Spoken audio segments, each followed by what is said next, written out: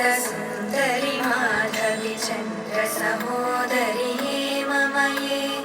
मुनिगणवन्दित मोक्षप्रदायिनि मञ्जुलभाषिणि वेदनुते पङ्कजवासिनि देवसुपूजित सद्गुणवर्षिणि शान्तियुते जय जय हे मधुसूदनकामिनि आदिलक्ष्मि जय पालय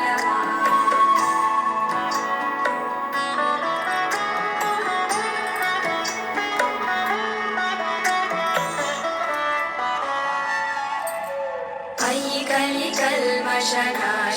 कामिनि वैदिकरूपिणि वेदमये क्षीरसमुद्भव